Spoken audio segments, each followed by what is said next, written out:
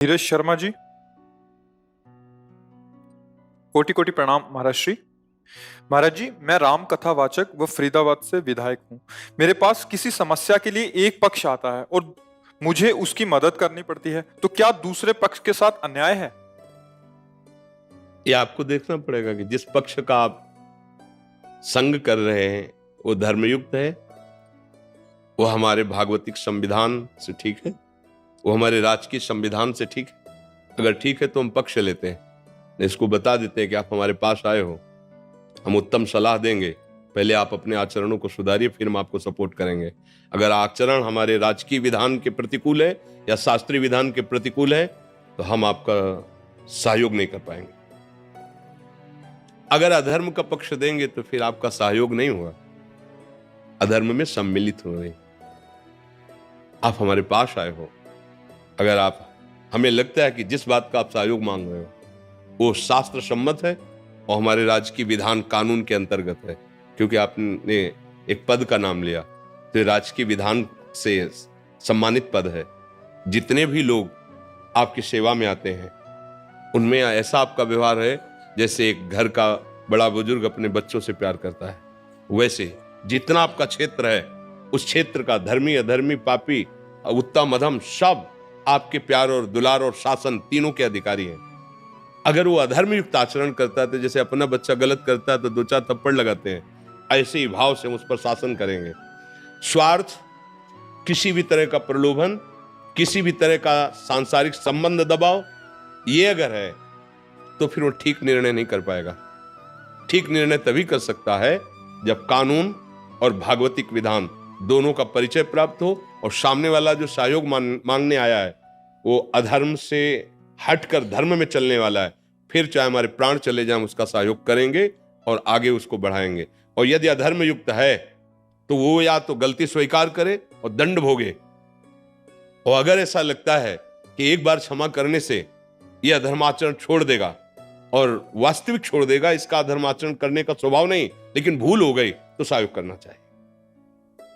उसमें बहुत विचार करना होगा, नहीं तो कर्ता प्रेरक अनुमोदन तीनों को बराबर भाग मिलता है, चाहे वो शुभ का हो या अशुभ का हो। जैसे कभी वृंदावन जाइए आप, एक बार बिहारी जी के दर्शन कीजिए, सत्संग सुनिए, देखो प्रयास करेंगे। दूसरा प्रयास नहीं, बड़े भाग्य की बात, सुनो, अगर तुम्हारे पैसा नहीं तो हम व्यवस्था कर देते हैं, एक दिन का काम हम देख लेंगे, तुम जाओ तो वृंदावन। और वो वृंदावन आया तो वो आया, परिक्रमा किया, दर्शन किया, सत्संग सुना, उसको जो लाभ मिलेगा वो प्रेरणा देने वाले अनुमोदन करने वाले को बराबर मिलेगा। इसीलिए शास्त्रीय विधान है, अगर आप अधर्म का साथ देते हैं तो आपके ऊपर अधर्म का ही दंड मिलेगा, आपको कोई भी हो। और अगर आप धर्म का साथ देते हैं तो धर्मो रक्षति रक्षिता, धर्म आपकी रक्षा कर लेगा। अगर कोई आपके प्रतिकूल होना चाहेगा तो आपको परास्त नहीं कर पाएगा। शास्त्रीय विधान, अध्यात्म सलाह ऐसी है। आपको कोई संशय? संशय क्या होता है कि दूसरा पक्ष तो कभी कभी नहीं आ पाता और जो व्यक्ति आता है वो बार बार एक ही प्रेशर देता है कि भाई साहब हम आपके साथ थे, आज आप हमसे अच्छे बुरे की परिभाषा की आपको बार बार साथ देना कि मैं भारत का हूं, भारत का हमारा एक कानून है, मैं भगवान का हूं, भगवान हमारे साथ है। हम कभी वो नहीं कर सकते जो भगवान और कानून के विधान के विपरीत हो। तुम साथ देना अन्यथा मत देना। ये जीवन कितने दिन का है, अंततो गत्वा विधान में भी आप भी चल रहे हो। अगर राजकीय विधान बिगड़ गया तो आपको भी दंड मिलेगा, और अगर भागवतिक विधान में बिगड़ गया तो ये शरीर और ये साम्राज्य सब छूट जाएगा, एक न एक दिन छूटेगा ना। तो उसका परिणाम क्या होगा? तो हमारे साथ भगवान है, हमारे साथ कानून का विधान है, इन दोनों को तुम हमारा साथ दो या ना दो। अगर तुम अधर्म से चलते हो हमारा साथ मत देना, हम प्रभु के भरोसे हैं, देख लेंगे। वो आदमी अगर थोड़ी भी मनुष्यता है तो समझेगा कि तुम चीज क्या हो। और अगर तुम किसी पहला एक एक शब्द आप अगर श्रवण करोगे तो प्रश्न नहीं रह जाएगा।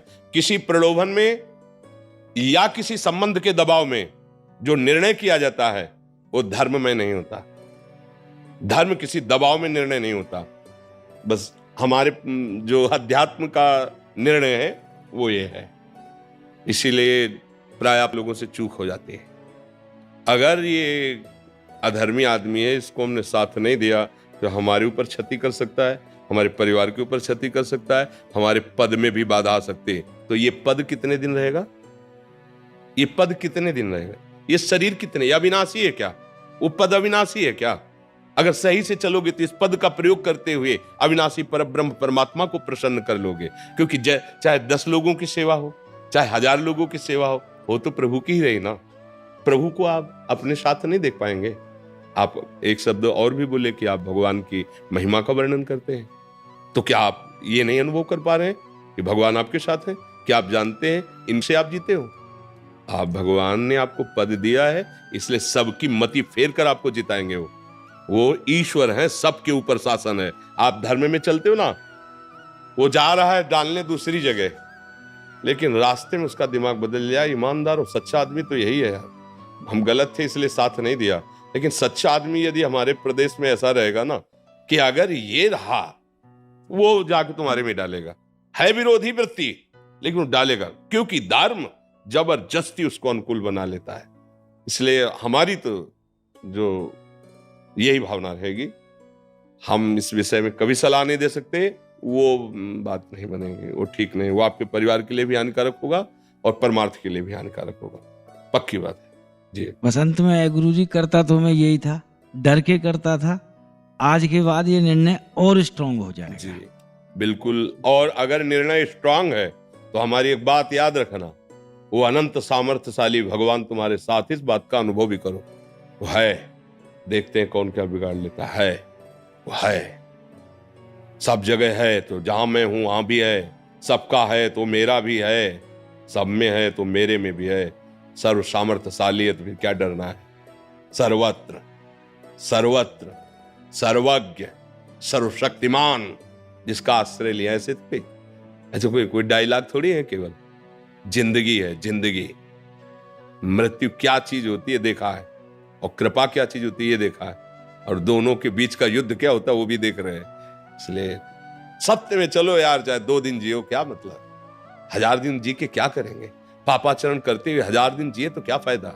एक श्वासो राधा बोलो, सत्य में चले जाओ तो पहुंच जाओगे धाम, पहुंच जाओगे प्रभु के धाम। देखो, त्रिभुवन का सबसे बड़ा जो देवलोक तक पद माना गया, उसके ऊपर भी प्रजापति हैं और फिर परमेष्ठी पद है, देवराज इंद्र पद। महाराज नहुष ने यज्ञ और पुण्य प्रताप से योग्यता प्राप्त की थी देवराज इंद्र पद की। देवराज इंद्र पद अवसर आया, देवताओं ने प्रार्थना की, तो उनका प्रभु मेरी सामर्थ्य नहीं है कि मैं अग्निदेव को आज्ञा करूं, वायुदेव को आज्ञा करूं। प्रभु मैं डरता हूं इस बात से। बोले नहीं, मैं सब देवता मिलकर तुम्हें आशीर्वाद देते हैं, जो तुम्हारे सामने होगा उसकी आदि शक्ति तुम में आ जाएगी, और तुम्हारा पुण्य तो है तो तुम सब पे शासन कर सकते हो। पहले ऐसे हुए, अब जब देवराज इंद्र पद पे बैठे तो भूल गए वो वाली बात। नहीं, एक जन साधारण आदमी के दरवाजे पे भी जाके नहीं कहा जाता भैया मैं आपका ही सेवक हूं। और जब गद्दी पे बैठे तब उन्होंने ब्रह्म ऋषियों से कहा पालकी में लगो। त्रिभुवनपति है ना पाल, तो ब्रह्म ऋषियों ने कहा आज तक कोई ऐसे इंद्र ने अभद्रता नहीं की कि संत महात्माओं को पालकी में जोते। और देवराज इंद्र के महल में उनकी जो अर्धांगिनी थी, पत्नी थी, जगत पूज्या है, उनके साथ कुदृष्टि का भाव आ गया। जानते हो क्या बने? सीधे पोस्ट हुआ उनका देवराज इंद्र से अजगर की योनि। ग्रंथ में पढ़ लो, देवराज इंद्र से अजगर की योनि। भूखे, केवल वायु का आहार, बड़ी मुश्किल से कभी नियत समय रखा गया था। उस पहर में कोई जीव फंस जाए तो भले वो खा ले, नहीं तो भूखे। देवराज इंद्र पद, और कितना निकृष्ट स्वरूप। भैया हम लोगों के तो बहुत छोटे छोटे पद हैं, अगर हमसे बिगड़ गए देवराज इंद्र पद और सीधे वहां आपका पोस्ट हुआ अजगर योनि में। इसलिए बहुत सावधान, ये पद नहीं रहेगा, ये शरीर नहीं रहेगा, लेकिन धर्म रहेगा, सत्य रहेगा, भगवान का नाम रहेगा। हिम्मत रखो, जिस दिन मरना है उसी दिन मरना है, जिस दिन जो होना है उसी दिन होना है, उसके लिए चिंता क्या करना। हरि शरणम हरि शरणम। हमारी तो एक ही बात समझ में आती, तेरे किए सब होगा, और तू नहीं चाहेगा तो कोई कुछ नहीं कर सकता। इसलिए मैं निर्भय हूं, निश्चिंत हूं, निशोक हूं। केवल वाणी की बात नहीं होती, ये छाती की बात होती है। हाँ, अनुभव करो, तुम्हारे अंदर बैठा हुआ है। 5 वर्ष के प्रहलाद जी हैं, हिरण्यकश्यप जैसा दुर्दांत त्रिभुवनपति। अब कहां तेरा हरि, कहां तेरा हरि, बांध दिया खंबे, कहां तेरा हरि। इस खंबे में भी है, तेरे में भी है, जिस तलवार से मारना चाहता है इसमें भी है। अच्छा, इस खंबे में हरि, घूंसे का प्रहार, महान बलशाली। ऐसा भगवान का रूप ना कहीं पुराणों में लिखा था, न वेदों में लिखा था, न किसी महात्मा ने ऐसी भावना भी नहीं की थी। एक अलौकिक रूप, और ऐसी दहाड़ मारते हुए निकले कि तलवार ढाल गिर गई, मूर्छित होके गिर गया। भगवान का अपने 5 वर्ष के भक्त प्रहलाद के लिए भगवान ने वो अद्भुत रूप, कोई देवता ऐसा नहीं था जो कांप न रहा हो भगवान के रूप को देख के।